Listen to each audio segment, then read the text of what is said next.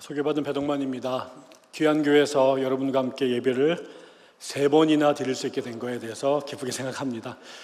제 평생에 제일 많은 예배를 드리는 날 중에 하나가 아닐까 기억하게 됐고요. 또 오늘 지구촌 교회 와서 예배 드린 날을 제 평생에 매우 소중한 날로 그 일기장에 남기도록 하겠습니다. 제가 오늘 여러분과 함께 나누고 싶은 이야기는 기도입니다. 저는 기독교인이 되고 난 이래로 제 삶의 가장 중요한 축복 중에 하나가 기도할 수 있게 된 거라고 생각하고요. 지금 예수를 믿은 지 50년이 다 돼가지만 교회를 안 다니는 사람들을 뵐 때 가장 안타깝거나 이해가 안 되는 게 저들은 어떻게 기도하지 않고 살지? 라는 것입니다. 젊을 때는 제가 잘난 줄 알았고 열심히 살면은 내가 조각하는 대로 삶이 작품이 될 거라고 생각해서 열심히 살았는데 나이가 먹을수록 그리고 제가 결정해야 될 자리에 점점 높이 올라갈수록 제가 아무것도 할 수 없다라는 게 점점 좀 절감하게 되고요. 죽으라고 열심히 고민해서 결정했는데 그야말로 장고 끝에 악수라고 매번 실수하고 잘못된 결정을 내리고 최선을 다해서 자식을 키웠다고 생각하는데 내가 선택했던 방법들이 좋지 않았다라는 것들을 깨닫게 되고 나는 정말 사랑하고 싶었는데 아이들에게 어느덧 상처 준 모습도 키워봤고 목회를 하면서 정말 성도들에게 좋은 목사가 되기를 원했고 우리 교회가 그렇게 아름다운 교회가 되기를 원해서 몸부림쳤는데 내 예상과는 다른 모습으로 흘러가는 모습들을 보면서 내가 하나님 앞에 기도할 수 없었다면 또 기도할 수 없다면 어떻게 살아왔고 또 살아갈까 싶은 거죠. 그래서 하나님께 죄송하지만 제가 다 망쳐놓고 주님 도와주십시오. 제 새끼들이 아니라 당신 거잖아요. 이렇게 하면서 제가 이렇게 살아가고 있는데요. 그런 맥락에서 이제 한국 교회를 살펴보니까 지난 130년 동안 한국 교회가 참 경이적으로 발전했습니다. 여러 가지 면에서 1884년에 알렌 선교사가 처음 우리나라에 와서 프로테스탄트 신자들이 생겼는데 한반도에 5,000년 동안 사람이 산 시간 동안에 그 이전에는 단 한 명의 개신교인이 이 땅에 없었어요. 그랬는데 140년이 지난 지금은 인구의 15%에서 20%에 되는 사람들이 교회에 다닙니다. 그리고 그 사람들 중에는 위대한 학자도 나왔고 정치가도 나왔고 문인들도 나왔고 종교인들도 나왔죠. 전 세계 많은 선교사들을 보냈고 굉장히 공부 많이 한 신학자들이 많이 나왔고 또 그리스도의 정신으로 살아가는 사회 리더들이 참 많이 배출이 됐습니다.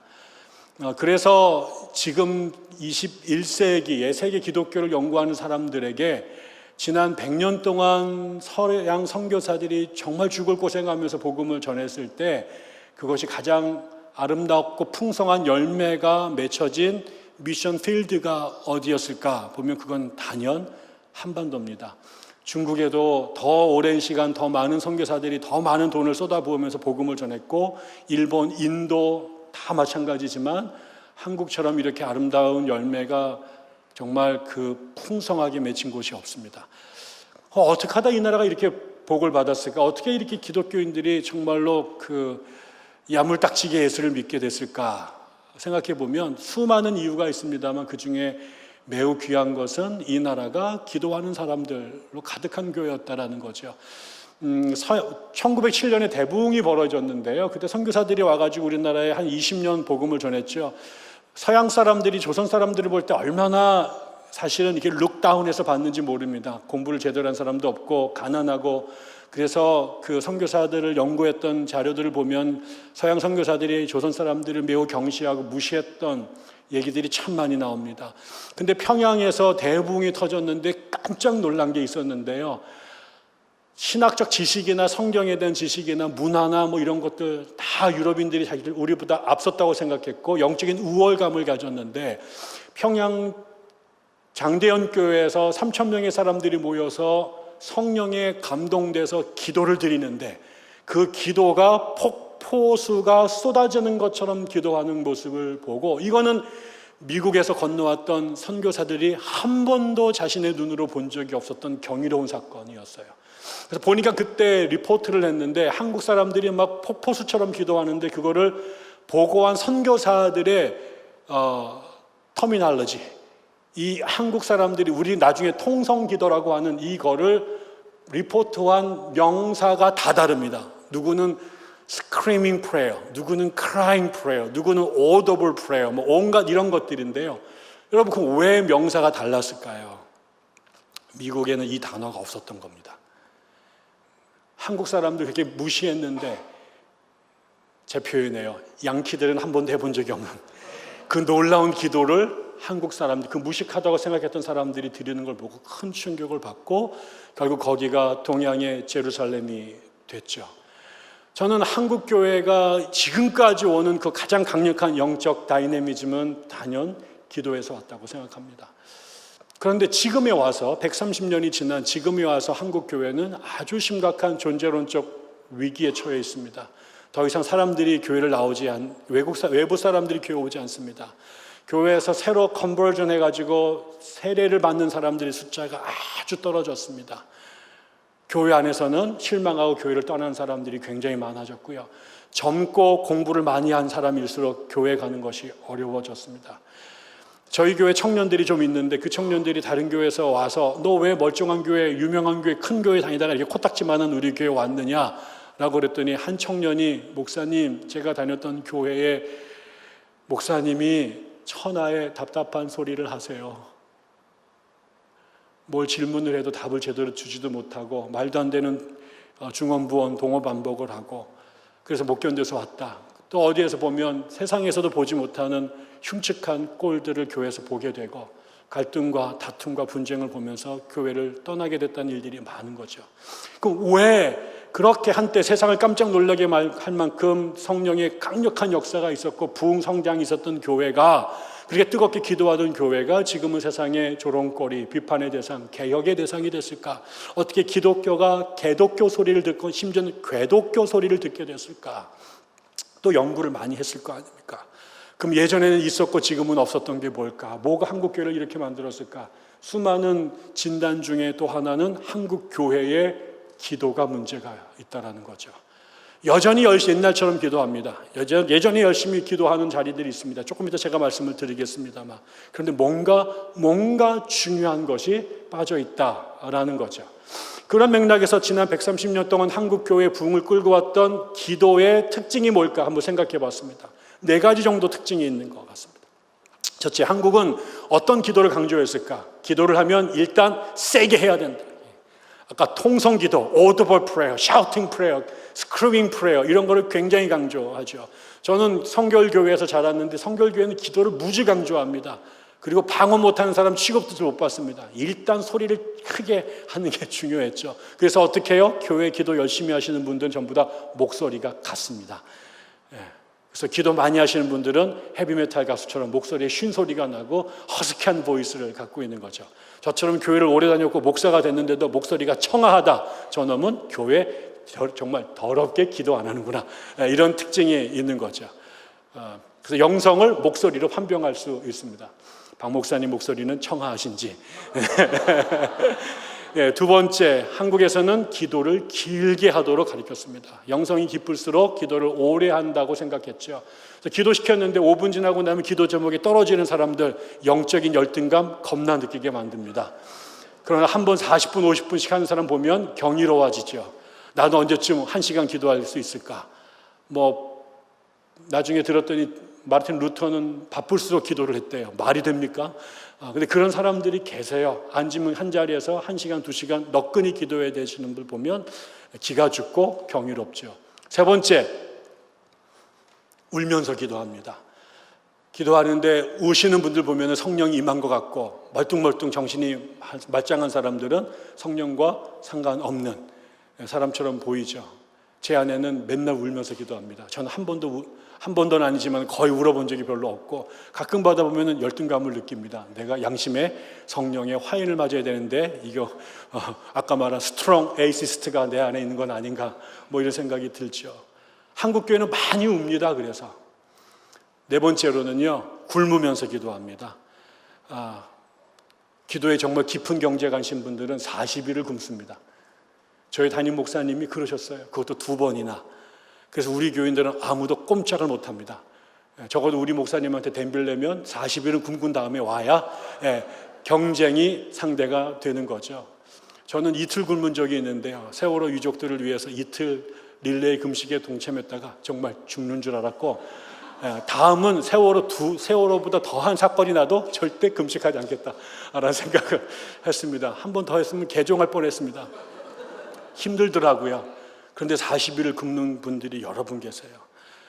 그런 것들이 영성의 지표였죠.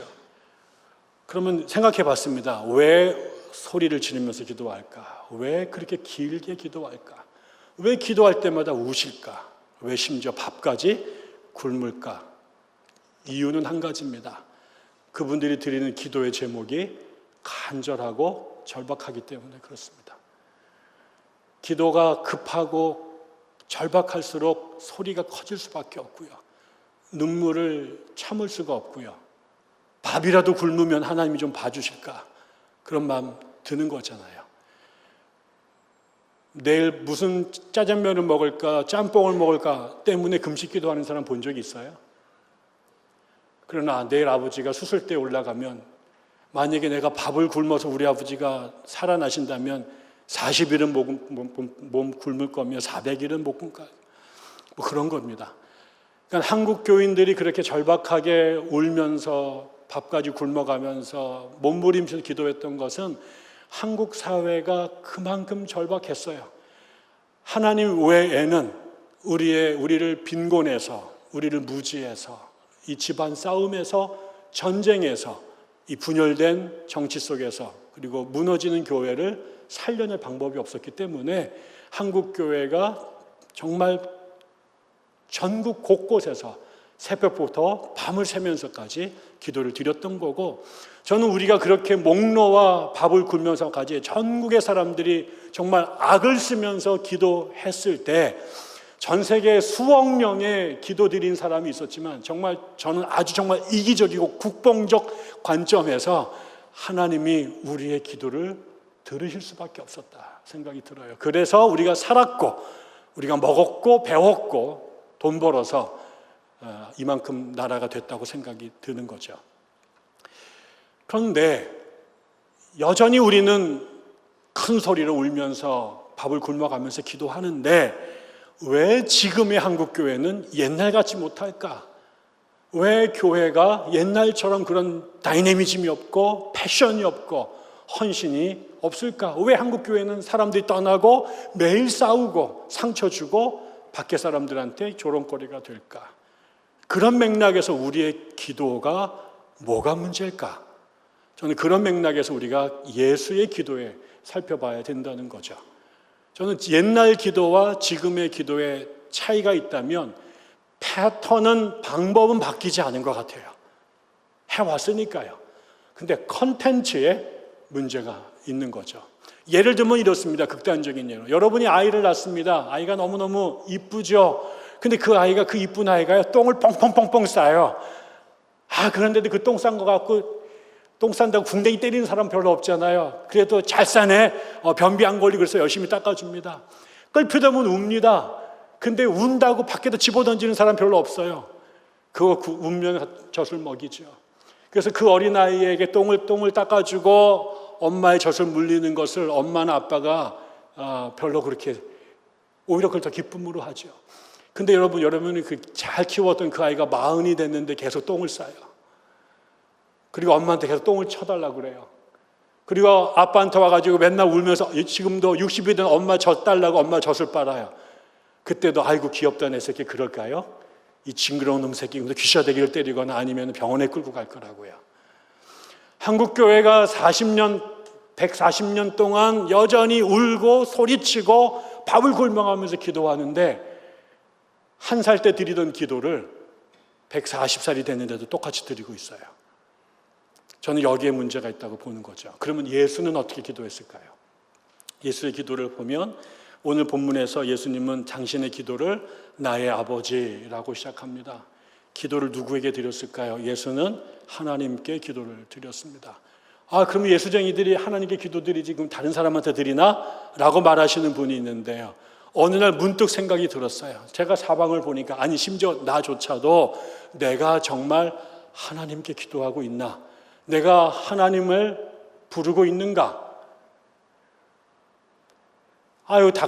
짜장면을 먹는데요. 제가 제가 밥을 먹으면서 기도를 드리는데 2번 드린 적이 있어요. 짜장면을 앞에 두고요. 기도를 2번 드린 적이 있어요. 여러분 짜장면 먹다가 단무지가 3개가 쌓이면 병원에 가봐야 된대요. 내가 먹고 낫고 또 먹으려는데 먹은 줄 알고 또 갔다 오는데 보니까 여기에 단무지가 있는 거예요. 어느 한국의 대학에서 기독교 대학입니다. 보수적인 교회에서 여학생들이 예배를 드렸습니다. 거기에 그 학교는 여자 교수에게 여자 신학자들에게 여자 신학생들에게 목사 안수를 주지 않는 교단이에요. 근데 거기 학생들이 많이 있어요. 여학생들이. 여하고가 모여서 예배를 드렸는데 거기에 강사인 여자 박사님이 그날 기도를 드렸습니다. 하나님, 여기에 이렇게 많은 여하구들이 당신이 기회를 주셔서 이 선지동산에서 신학을 공부하고 있습니다. 그런데 이 교단의 정책이 전통이 여전히 지금까지 여성들에게 목사 안수를 주지 않고 있습니다. 이 많은 사람들이 잘 공부했는데 사역할 수 있는 기회를 주십시오. 언젠가는 하나님께서 교단의 어른들의 마음을 바꿔주셔서 여성들에게도 안수를 주셔서 목사도 되고 신학교 교수도 될 수 있도록 은혜를 주십시오라고 기도를 드렸습니다. 그런데 그 기도를 하나님이 들으시는 게 아니라 남성 교수회가 들었습니다. 그리고 니들이 감히 우리 학교에서 곧다위 기도를 드렸느냐, 그래서 그 여자 교수를 해임시켰습니다. 신성모독입니다. She didn't pray to them. 그 기도는 하나님께 드린 거예요. 근데 왜 남성 교수들이 응답을 합니까? 심지어는 민주화 운동을 하다 감옥에 가신 분들이 계십니다. 그 유족들이 억울하고 분통해서 기도 모임을 가집니다. 촛불을 듭니다. 저도 그런 현장에 자주 가는 사람입니다. 근데 어느 날 그 자리에서 제가 문득 그런 생각이 들었어요. 지금 여기에 유족들을 위해서, 또 그 다음에 세월호 유족들을 위해서, 또 이태원에 돌아가신 분들을 위해서 기도하는 이 자리에 이 기도가 내가 지금 하나님께 드리는 기도인가? 이 기도를 청와대 사람이 들으라고 하는 기도인가? 이 나라 민중들이 들으라고 하는 기도인가? 신문사 기자들이 들으라고 하는 기도인가? 우리의 너무나 많은 기도가 하나님께 들려지는 것이 아니라 사람에게 나의 메시지를 전달하는 커뮤니케이션 툴로 사용하고 있지는 않은가? 심지어 교회 안에서도 오늘 대표 기도하시는 분이 오늘 내 기도는 이 장로가 들어야 돼. 오늘 내 기도는 담임 목사님이 들으셔야 돼. 내 기도는 우리 학교 당회 실행위원, 운영위원들이 들어야 돼. 라고 하고 있지는 않은가요? 예수님은 하나님께 기도하셨습니다. 2번째, 예수님은 믿음으로 기도하셨습니다. 당신이 십자가에서 돌아가시면서 마지막 드린 기도가 뭡니까? 주님, 나의 영혼을 당신께 맡깁니다. 예수님은 당신의 모든 기도를 하나님께 의지해서 기도 드렸던 거죠. 그러면 그렇게 안 하는 사람이 있나? 아니요. 한번 생각해 보세요. 여러분이 하나님께 기도하면서 정말 주께서 내 소리에 귀 기울이실까라고 정말 믿으시나요? 대부분은 우리의 정서적 카타르시스를 위해서 쏟아내는 하소연은 아닌가요? 우리가 얼마나 믿음으로 기도를 하고 있을지요. 저는 믿음으로 기도를 드린다는 게 뭔 말인지 잘 이해가 안 갔습니다. 맨날 들었지만 그 말이 수상적이고 감정에 안 왔는데 어느 날 이런 경험이 있었어요. 제가 유학 시절에 우리 둘째 아이 소연이를 낳습니다. 영어 이름이 사브리나였는데 이 아이가 2살, 3살 될 무렵에 이제 수영을 가르치고 싶었습니다. 근데 동네 YMCA가 있었고 거기에 수영 클럽이 있었는데 매우 강습비가 비싸서 못 하다가 어느 날 80% 디스카운트 프로그램 쿠폰이 나와가지고 얼른 제가 등록을 시켰죠. 그리고 이제 그 아이가 이제 그 다음날 이제 수영을 배우러 가기로 되어 있었는데 이 아이가 한 번도 물에 들어가 본 적이 없으니까 막 수영을 배우러 가겠다니까 막 질색을 하는 거예요. 근데 그 아이를 질질 끌고 수영장에 가면서 그 전날 걱정하지 마라. 아빠가 너를 안전하게 지켜주리라. 그래서 토이젤러스에 데려갔습니다. 그래가지고 그 온몸에 장착하는 튜브를 한 10개 사가지고 그 노란 걸로 완전 구장을 시켰죠. 그리고 그 다음날 수영장에 가기로 했는데 원래는 아내가 데려가기로 했다가 저는 이제 학교 도서관에 있었는데 급히 연락이 왔습니다. 아내가 일이 생겨서 당신이 좀 대신 데려가야 된다. 그래서 제가 투덜투덜대면서 아이를 데리고 수영장에 갔지요. 갔더니 이미 다른 아이들은 다 들어와서 물속에 들어가서 이제 수영을 배울 준비를 하고 있었고 거기에 저보다 머리가 하나 큰 미국인 백인 수영 선생 젊은 아이가 거기에 코치로 와 있었습니다. 우리가 좀 늦었어요. 그래서 빨리 들어오라고 얘기를 하는데 이제 우리 아이가 이제 막 가다가 이제 그 물 앞에까지 갔자 갑자기 이 아이가 질겁을 하더니 이렇게 손을 막 떨면서 나를 계속 쳐보고 안 들어가는 거예요. 그러니까 내가 괜찮다고 들어가라고, 너 안 죽는다고. 그러니까 거기 있는 선생님도 사브리나 들어와, 내가 잘해줄게. 애들도 막 들어오라고 박수를 치는데 이 아이가 못 들어가고 계속 이러고 있는 거예요. 영업이 진행이 안 되니까 그 코치가 이 사브리나 아빠가 들어와서 어떻게 좀 해보세요 이러는 거예요. 제가 지금 청바지에 티셔츠 바람인데 그래서 어쩔 수 없이 하다가 이거 2판 4판 그리고 제가 물속으로 들어갔죠. 그러고 나서 우리 딸한테 소연아 아빠야 괜찮아 뛰어 그랬더니 아빠 하더니 몸을 팍 날라서 제 가슴에 턱 앉혔습니다. 여러분 그 순간에요 제가 눈물이 뻥 터졌습니다. 여러분 누군가에게 여러분의 몸을 그렇게 맡겨보신 적 있으세요?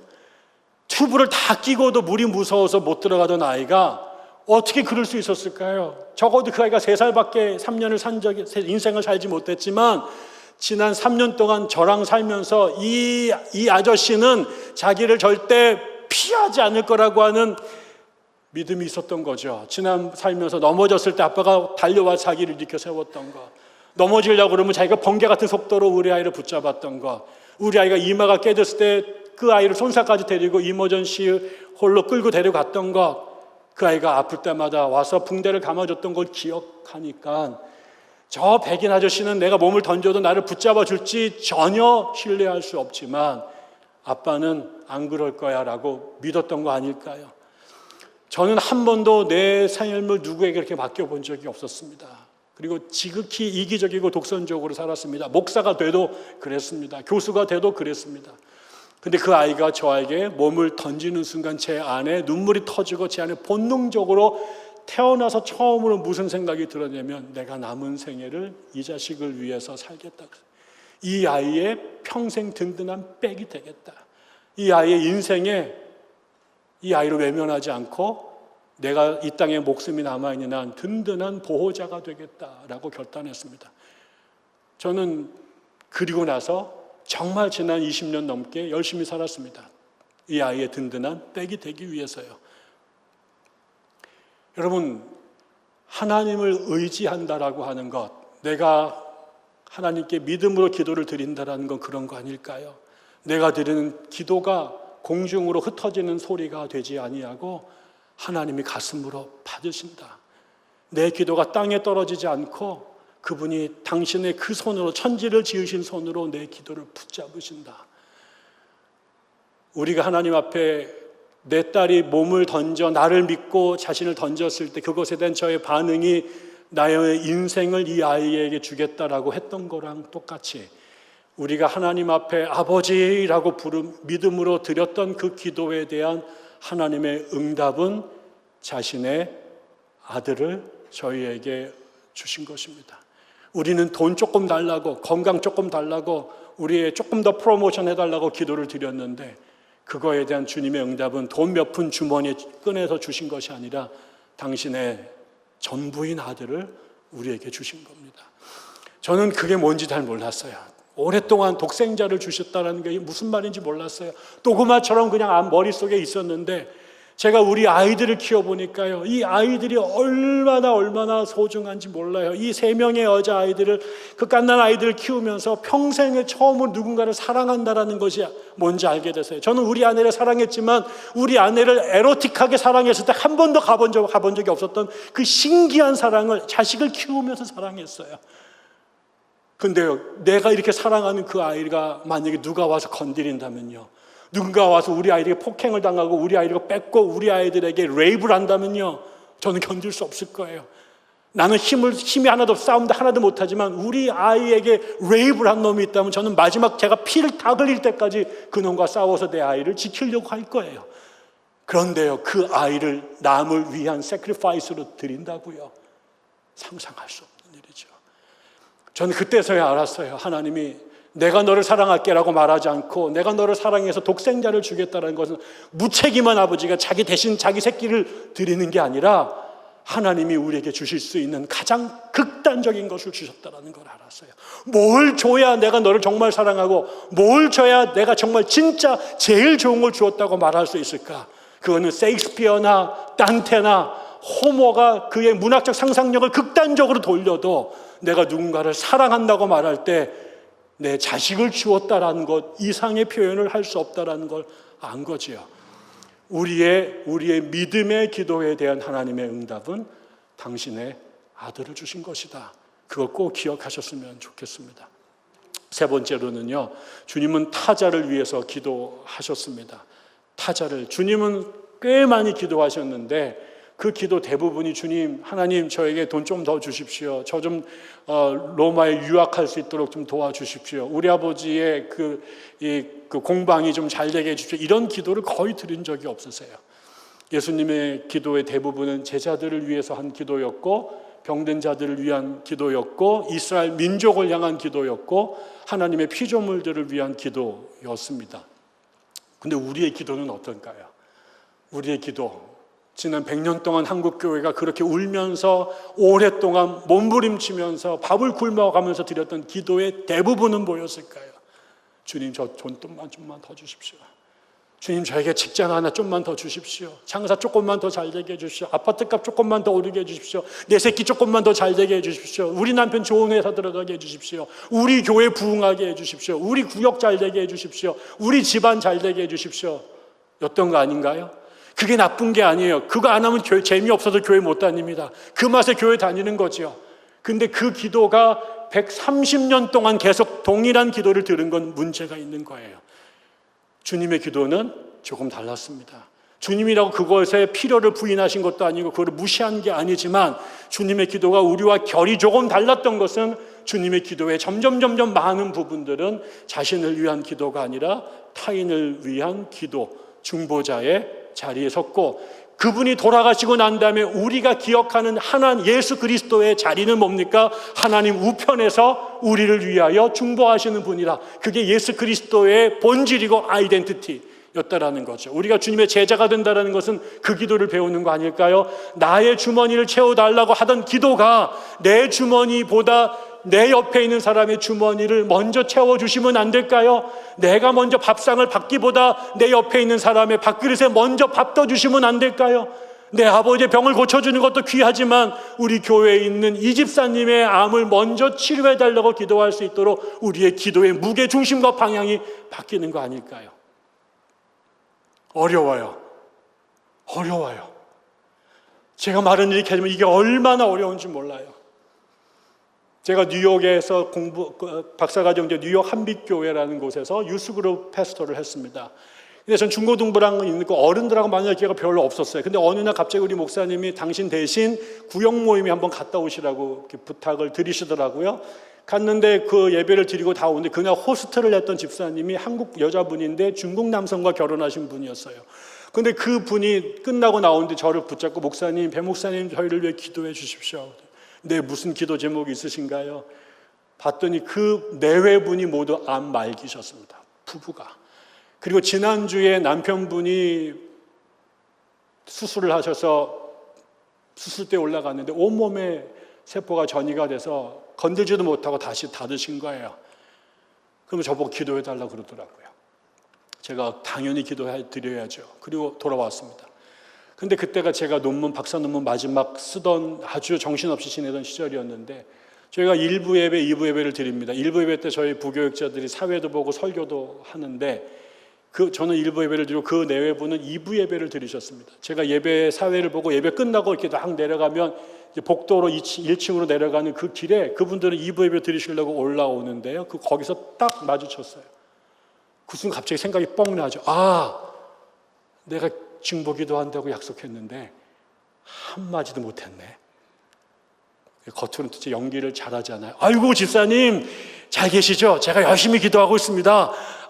힘내십시오. 화이팅! 나오면서 내가 다음 주에 정말 열심히 기도드려야지.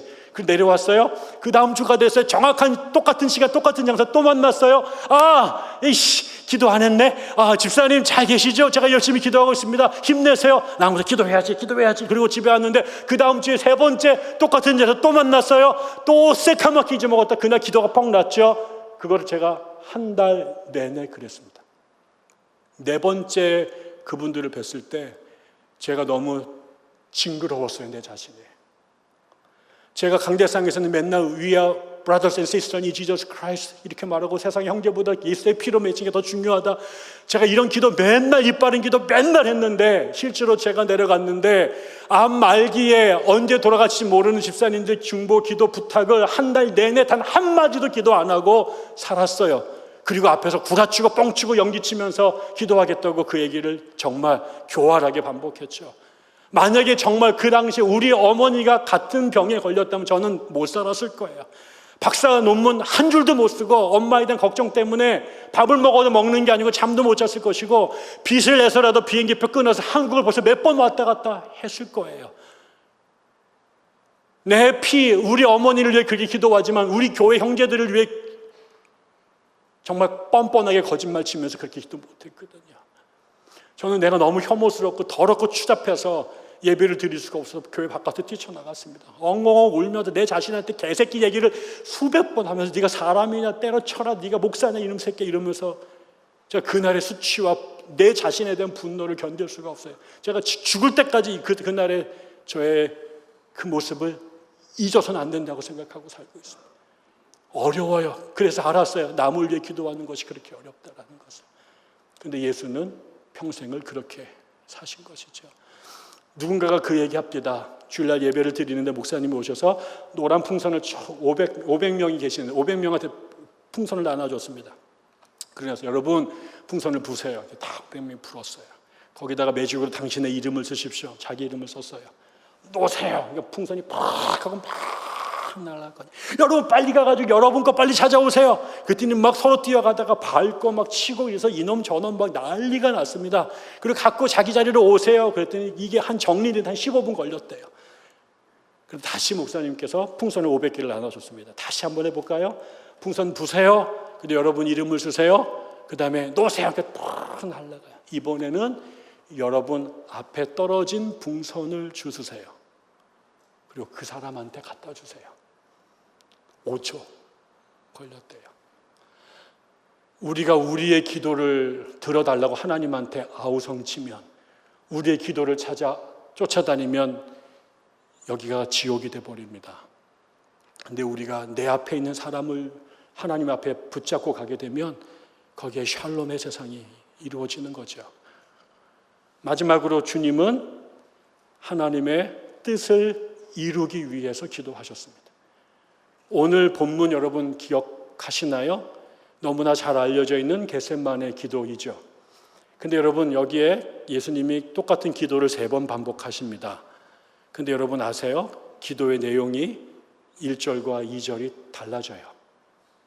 예수님이 우리가 보통 아는 겟세마네 기도는 예수님이 우리처럼 기도하신 거랑 비슷합니다. 우리가 큰 소리로 길게 울면서 밥을 굶어가면서 기도한 모습을 예수님도 똑같이 하셨어요. 우리가 아는 오늘 본문 말고 다른 성경 평행 본문에 의하면 예수님께서 기도하시는데 오늘처럼 3번 기도하시죠. 그 다음에 땀방울이 핏방울이 되도록 기도하셨다라는 표현도 있어요.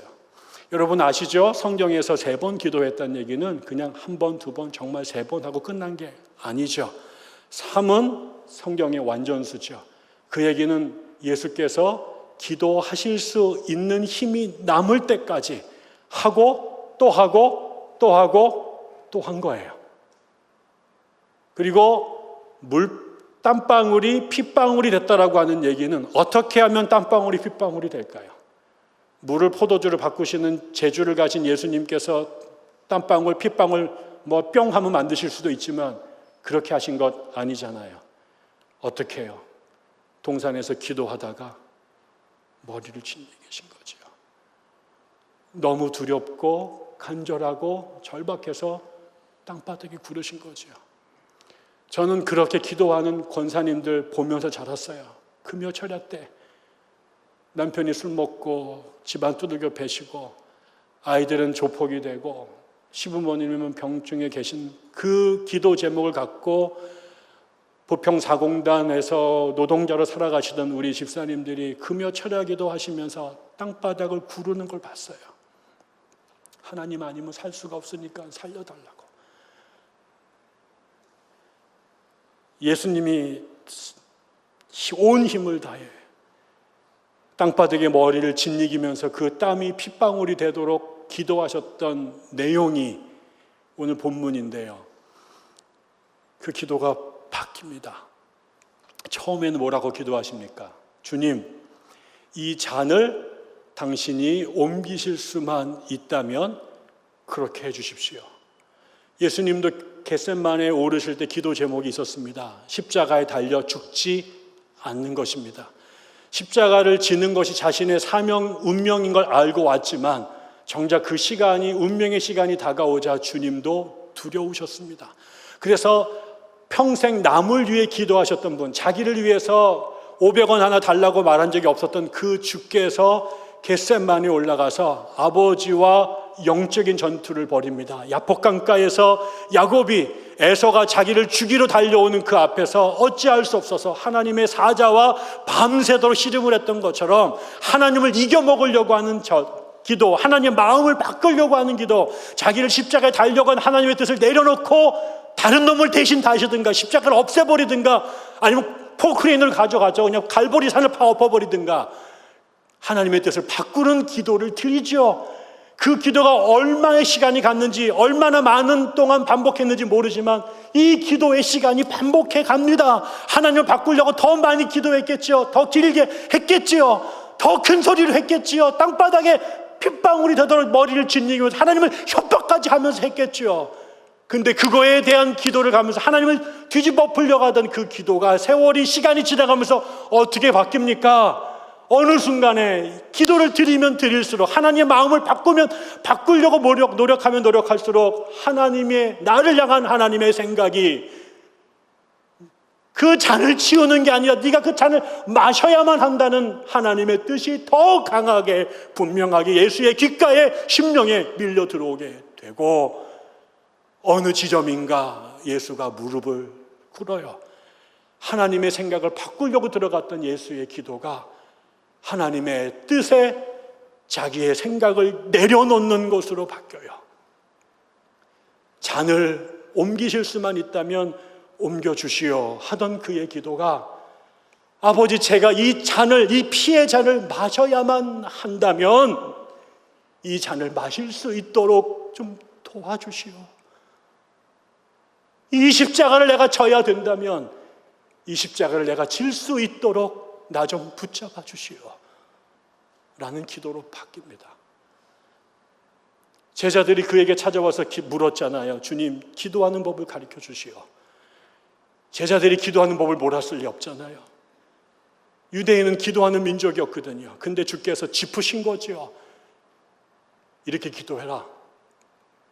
아버지의 뜻이 하늘에서 이루어진 것 같이 이 땅에서도 이루어지도록 기도해라. 어떻게 해요? 유대인들은 그 하나님의 뜻을 이루는 것이 무장혁명을 통해 이루는 거라고 생각했는지 모르겠습니다. 의혈단 투쟁을 통해 이루는 거라고 생각했는지 모르겠습니다. 국민투표를 통해 이루는 거라고 생각했는지 모르겠습니다. 촛불을 드는 것으로 이루어지는 거라고 생각했는지 모르겠습니다. 그런데 예수가 가르쳤던 방법은 어떻게 하늘의 뜻이, 하나님의 뜻이 하늘에서 이루어진 것 같이 이 땅에서도 이루어지도록 할까요?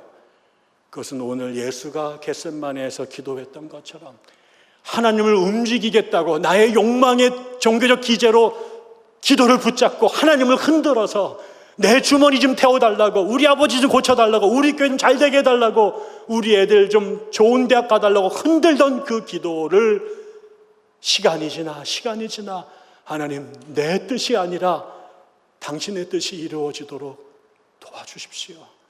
이 문제를 향한 나의 욕망이 아니라 당신의 뜻이 실현되도록 도와주십시오 라고 기도를 바꾸는 거예요. 그동안에 교회가 기도 열심히 했습니다. 그런데요, 같은 동족이 전쟁을 일으키면서 북한교회와 남한교회가 같은 하나님한테 우리 북한군이 이기게 해달라고, 남한군이 이기게 해달라고 기도합니다. 정치가 터지면 민주당 지지자와 공화당 지지자가 서로 같은 하나님을 뒤지면서 우리 편이 좀 돼달라고 하나님의 목을 조입니다. 노동투쟁이 벌어지면 화이트 칼라와 블루 칼라가 각자의 자리에서 하나님을 쥐고 흔듭니다. 자유주의자와 보수주의자가, 장로교인과 순복음교인이, 우리 교회와 저쪽 교회가, 우리 교회 안에서 누구를 지지하는 사람과 누구를 반대하는 사람이 하나님을 흔듭니다. 그래서 기도를 드리면 기도를 드리면서 그거는 하나님을 흔들고 교회는 깨지고 세상은 박살이 나는 그런 세상이 되었던 거지요. 이제 도전합니다. 너희들의 기도, 나의 기도, 우리의 욕망의 기도가 아니라 하나님의 뜻이 이루어지도록 해달라는 기도가 우리가 드려야 될 기도 아닐까요? 그리고 내 뜻이 무너지고 주의 뜻이 이루어지는 그 순간 우리 안에 하나님의 나라가 임하는 것 아닐까요? 그래서 그 기도를 드려지는 사람만큼, 그 기도를 드리는 순간만큼 하나님의 나라의 시간이, 하나님 나라의 공간이 이 땅에 확장되는 것 아닐까요? 우리가 세상을 바꾸는 방법, 이 땅에 하나님의 나라를 세우는 방법은 예수처럼 겟세마네에서 내 뜻이 아니라 주의 뜻이 이루어지도록 해달라고 기도하는 것, 그것이 이 세상을 바꾸는 우리의 방법이고 지구촌 교회에 주신 하나님의 사명이 아닐까요? 여러분의 기도가 예수님의 기도로 변화되어지시기를 주의 이름으로 축원합니다.